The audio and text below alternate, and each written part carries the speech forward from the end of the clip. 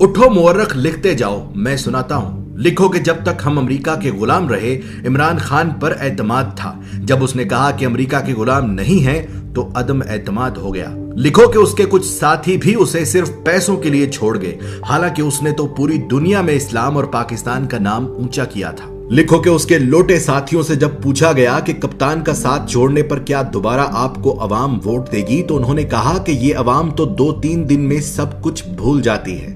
लिखो कि तारीख में पहली मर्तबा अदम एतमाद आया, और वो भी उस वजीर आजम पर जिस पर कोई करप्शन का इल्जाम तक नहीं था। लिखो कि जावेद लतीफ नामी नून लीगी रहनुमा ने सरेआम टीवी चैनल पर कहा कि हाँ, हमने पैसे देकर एमएनएज खरीदे हैं, और ये सुनकर भी इलेक्शन कमीशन नामी मुकद्दस गाय सोई रही। लिखो कि जहां एक निकाह मनसूख करने के लिए भी जज वजह पूछता है, वहां 22 करोड़ आबादी के मुल्क के वजीर आजम को हटाने की वजह न किसी जज ने पूछी, न किसी इलेक्शन कमीशन ने। लिखो कि जहां रिश्वत गुनाह कबीरा में आती है, वहां पैसे और ओहदों के लिए एमएनएज ने डायरेक्ट बोलियां लगवाई। लिखो कि जब इमरान खान ने पाकिस्तान को आजाद करना चाहा, तो उसे झुकाने के लिए सारे सियासतदान मिल गए। लिखो कि इलेक्शन कमीशन ने हमेशा इमरान खान की हुकूमत के खिलाफ फैसले किए, लेकिन वो फिर भी मुकद्दस ही रही। उसने अमीन अली गंडापुर के भाई को सिर्फ अपने हलके में जाने पर नाअहल कर दिया, लेकिन एमएनएज को खरीदने पर बिल्कुल सोई रही। लिखो कि ईमान की इस खरीदो फरोख्त ने फिर से उस अमरीकी को सही साबित कर दिया जिसने कहा था कि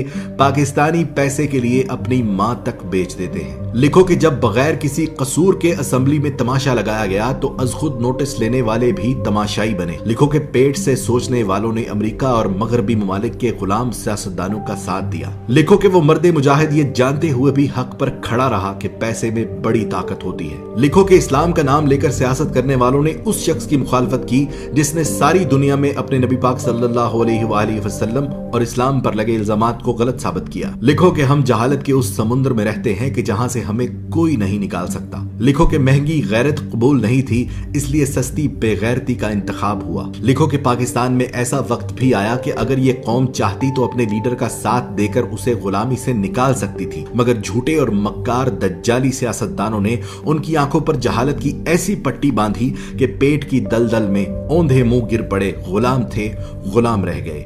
गुलामों के लिए अच्छी खबर यह है कि अल्लाह ने इस कौम पर तरस खाकर एक बहादुर लीडर दिया जो उनकी गुलामी की जंजीरें तोड़ना चाहता है। पर इस कौम ने कहा कि मैं अमेरिका और मगरिब का गुलाम था और रहूंगा।